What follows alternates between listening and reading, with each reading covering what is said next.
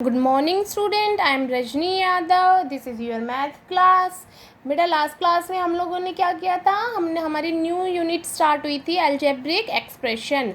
हमने देखा algebraic expression किसे कहते हैं। देन अलजेब्रिक एक्सप्रेशन में हमने फाइंड आउट किया कि कांस्टेंट किसको कहा जाता है, वेरिएबल किसको कहा जाता है, कोफिशिएंट किसे कहते हैं। फिर हमने देखा टर्म्स किसको कहते हैं। टर्म्स में हमने 3 टाइप्स की टर्म्स की थी, monomial, binomial and trinomial.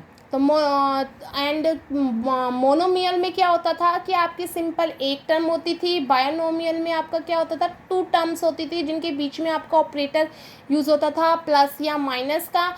And ट्रायोनोमियल में क्या होती थी, 3 टर्म्स यूज़ होती थी, उनके बीच में भी 3 टर्म्स के बीच में हमारा ऑपरेटर यूज़ होता था प्लस या माइनस, जो उनको सेपरेट टर्म में डिवाइड करता था। एंड हमने फिर क्वेश्चन भी फाइंड आउट किए थे। आज हम लोग क्या है बेटा, जैसे सेम लास्ट क्लास में हमने देखा था वेरिएबल पार्ट किसको होते हैं, जैसे होमवर्क में थे कोफिशिएंट क्या होता है, कांस्टेंट पार्ट किसको कहते हैं, उसी से रिलेटेड क्वेश्चन देखेंगे पर कुछ डिफरेंट क्वेश्चन है। तो बेटा क्लास है हमारी 7th, डेट है 27 मई। एक सेकेंड, ये क्लियर, हाँ अब क्लियर हुआ है। डेट है 27 मई 2020। डे हमारा वेडनेसडे है एंड हमारी यूनिट कौन सी चल रही है, अलजेब्रिक एक्सप्रेशन। तो देखिए फर्स्ट क्वेश्चन है, आइडेंटिफाई द वेरिएबल पार्ट। जैसे वेरिएबल पार्ट हमें पता है, वेरिएबल पार्ट क्या होता था, जिसकी वैल्यू हमारी सेम नहीं होती थी, मतलब उसमें हम काफ़ी वैल्यूज़ यूज़ कर सकते थे, उसको हम लोग क्या कहते थे, वेरिएबल पार्ट। जैसे मैं यहाँ पर एक एग्जांपल लेती हूँ, 9 + x, जैसे हमने लिया 9 + x, तो जो ये x था ये हमारा वेरिएबल पार्ट था, क्योंकि इसकी जो है क्वांटिटी, इसकी जो वैल्यू है वो अननोन है, हम लोगों को नहीं पता। इसकी हमें पता है, तो ये हमारा क्या होता है, कांस्टेंट पार्ट, की ये हमारी वैल्यू जो है सेम है, ये चेंज नहीं हो सकती। ठीक है, तो जैसे सिंपल आपको दिया हुआ है तो आप इजीली फाइंड आउट कर लेंगे कि this is variable part and this is constant part. And अगर आपको ये दिया हो न्यूमिनेटर एंड डिनोमिनेटर की फॉर्म में, देन कैसे करना है। तो देखिए ये है 3xy² / 9।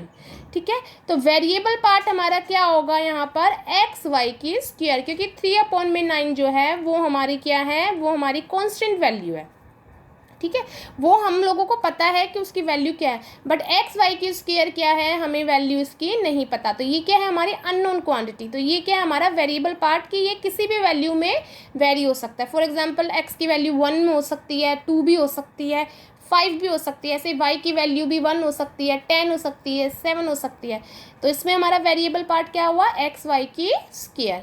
नेक्स्ट लिया -28x² / 35।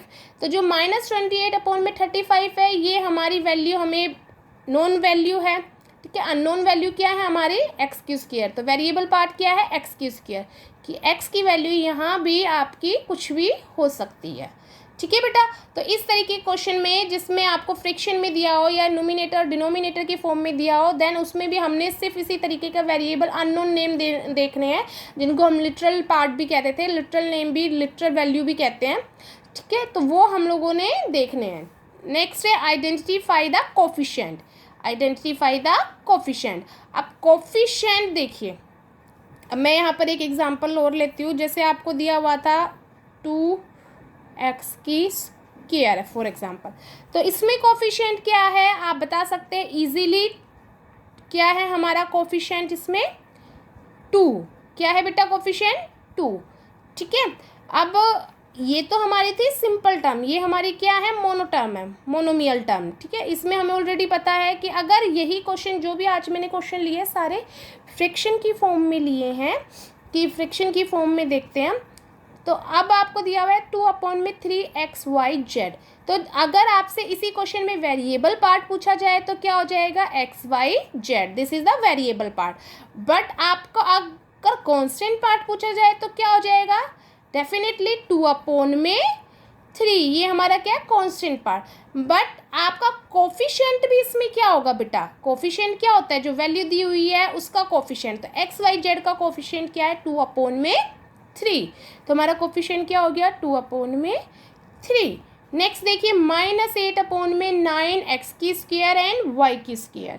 -8/9 एक्स की स्क्वायर एंड वाई की स्क्वायर। तो देखिए जैसे हमने फर्स्ट क्वेश्चन देखा था, जब हमने वेरिएबल पार्ट फाइंड आउट किया था, तो जो ये माइनस था ये हमारा किसके साथ था, कांस्टेंट वैल्यू के साथ। और ऑलवेज भी जो माइनस और प्लस है ये किसके साथ होंगे, हमारे डेफिनेटली कांस्टेंट वैल्यू के साथ। तो यहाँ कोफिशिएंट निकालना है, किसका कोफिशिएंट निकलेगा, एक्स की स्क्वायर एंड वाई की स्क्वायर। तो क्योंकि इसमें सिर्फ क्वेश्चन में ये आइडेंटिफाई द कोफिशिएंट, यहाँ ये नहीं लिखा हुआ कि आपको कोफिशिएंट एक्स के निकालने हैं, वाई के या जेड के, ओनली सिंपल क्या, आइडेंटिफाई द कोफिशिएंट। तो हम जितने भी जो भी वेरिएबल पार्ट है उस सबका कोफिशिएंट निकालेंगे।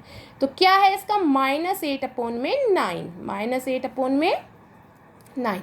नेक्स्ट देखिए ए बी सी। अब देखिए ए बी सी जो है इसके साथ कोई वैल्यू नहीं है, ना ये फ्रिक्शन में है, ना इसके साथ कोई वैल्यू दी हुई है, तो इसका कोफिशिएंट क्या होगा। तो बेटा जब भी आपकी सिंपल इस तरीके से लिटरल नंबर दिए हुए हैं तो उसमें क्या है कि A B C, it means A B और सी की क्वांटिटी कितनी है, 1। कितनी क्वांटिटी है, 1। तो आप यहाँ पर 1 ए बी सी लिखे या सिंपल ए बी सी लिखे, दोनों का मतलब क्या हुआ, सेम। तो इट मीन्स इसका जो कोफिशिएंट है ए बी सी का कोफिशिएंट क्या होगा हमारा, 1। ठीक है। अब ये देखिए ऐसे ही सेम फ्रिक्शन में क्या है, -x की स्क्वायर y/9, -x की स्क्वायर y/9। तो अगर अब हम इसका कोफिशिएंट देखें बेटा, तो इसमें भी क्या, x की स्क्वायर y सिंपल लिखा हुआ है, इसके आगे कोई वैल्यू नहीं है, इट मीन्स ये क्या है, इनकी वैल्यू क्या है, 1 x की स्क्वायर y। ठीक है। तो इसका क्या हो गया, इसका जो हमारा कोफिशिएंट निकलेगा वो क्या हो जाएगा, 1/9। ठीक है। एंड इसमें क्या है, देखिए ये माइनस का है, तो इसलिए इसकी वैल्यू क्या हो जाएगी, -1/, क्योंकि जो माइनस और प्लस है ये हमारे कोफिशिएंट के साथ काउंट होते हैं, क्योंकि जो वैल्यू है ऑलरेडी -1 x की स्क्वायर y है ना, तो -1/9। अगर माइनस नहीं होता तो क्या होता, सिंपल 1/9। चलिए नेक्स्ट क्वेश्चन देखते हैं। ये है identify the constant part, identify the constant part. बेटा देखिए ये क्वेश्चन है 2x की क्यूब y/9। तो देखिए अगर इसमें वेरिएबल पार्ट पूछा जाता तो वेरिएबल क्या होता, कौन सा है हमारे जिसकी वैल्यू हम वेरी कर सकते हैं, वो हमारा कौन सा है, इसमें x की cube and y। And constant part जिसकी वैल्यू चेंज नहीं हो सकती, जिसकी वैल्यू सेम रहेगी, कांस्टेंट है, ऑलरेडी हमें नोन है, हमें पता है कि वैल्यू क्या है, तो वो कांस्टेंट पार्ट क्या है हमारा, 2/9। क्या है, 2/9। नेक्स्ट देखिए -QP। अब -QP है, इसमें कांस्टेंट पार्ट क्या है हमारा, कांस्टेंट पार्ट, अब देखिए ये तो हमारा वेरिएबल पार्ट है, ठीक है, ये हमारा क्या है, वेरिएबल पार्ट है। तो कांस्टेंट क्या हुआ हमारा, इसमें कांस्टेंट ये QP है, जैसे अभी हमने देखा था कोफिशिएंट वाले में, अगर सिंपल दिया है QP दिया हुआ है, इट मीन्स ये आपका क्या है, 1 QP। तो आपका जो कांस्टेंट पार्ट है वो क्या हो गया, -1। ओके। नेक्स्ट क्वेश्चन देखेंगे, ये हमारा दिया हुआ है -18x की स्क्वायर y/7, -18x की स्क्वायर y/7। तो देखिए अब इसमें अगर हम फाइंड आउट करेंगे तो हमारा क्या है, वेरिएबल, मैं एक ही क्वेश्चन में सारे क्वेश्चन दोबारा से रिपीट कर रही हूँ। वेरिएबल पार्ट क्या है हमारा, x की स्क्वायर y, क्या है, x की स्क्वायर y। एंड अगर कांस्टेंट पार्ट पूछा जाए तो क्या है हमारा, -18/7, क्योंकि ये हमारी कांस्टेंट वैल्यू है, ये हमारी नॉन वैल्यू है, हमें पता है कि ये क्या है, -18/7। नेक्स्ट देखिए हमारा है -D/9, -D/, तो यहाँ जो है D की वैल्यू क्या हुई है, 1, इसका मतलब क्या है, -1D/9, क्योंकि जब एक सिंगल क्वांटिटी होती है उसके साथ कोई वैल्यू नहीं होती तो इट मीन्स वो अपने आप में 1 तो है, एक तो वो है, तभी तो वो मेंशन की जा रही है। ठीक है। तो क्या हो जाएगा, इसकी कांस्टेंट पार्ट क्या हो जाएगा, -1/9। अब देखिए बेटा एक ये नया क्वेश्चन है, right any 3 like term. Like term क्या होती है, आप पहले कर चुके हैं, मैं एक बार एक्सप्लेन। लाइक टर्म क्या होती है, जिसका वेरिएबल पार्ट हमारा सेम होना चाहिए। वेरिएबल पार्ट मतलब जैसे x एंड y है, ठीक है, तो आपकी लाइक टर्म वो होगी जिसमें आपका x y आ जाएगा, वो आपकी क्या हो जाएगी, लाइक टर्म। तो ये क्वेश्चन है राइट एनी 3 लाइक टर्म, तो हमें ऐसी टर्म लिखनी है जिसमें हमारा x y आना चाहिए। ठीक है। माइनस, ये सिंबल जो माइनस प्लस होता है इससे कोई फ़र्क नहीं पड़ता है, क्योंकि हमें वेरिएबल पार्ट देखना होता है। वेरिएबल पार्ट क्या हमारा, एक्स वाई, तो इससे मिलती जुलती आपने लिखनी है, 3 है, 10 है, कितनी भी हो सकती है। तो कैसे हो गया, 28XY। देखिए इसका क्या है, वेरिएबल पार्ट सेम है। -10xy, इसका वेरिएबल पार्ट क्या है, वो भी सेम है। 87xy, इसका भी वेरिएबल पार्ट क्या है, सेम। जैसे इसकी जगह आप ये लिख देते हैं 828x²y, तो वो हमारा क्या हो जाता है, गलत। वो अनलाइक टर्म, लाइक टर्म नहीं होती, क्योंकि वो क्या है हमारा, उसमें वेरिएबल पार्ट x की वैल्यू क्या हो गई, स्क्वायर आ गई है। ठीक है बेटा। नेक्स्ट एक क्वेश्चन लिया मैंने 13mn/9, 13mn/9। अब देखिए इसमें फ्रैक्शन में है, नोमिनेटर डिनोमिनेटर में, तो इनको कैसे करना है, या तो आप इस तरीके से दे सकते हैं, कुछ भी वैल्यू आपने देनी है, वेरिएबल पार्ट सेम है लाइक टर्म के लिए। 15/12mn, तो हमारा वेरिएबल पार्ट क्या आया, mn, तो वो क्या हो गया हमारा, सेम हो गया है।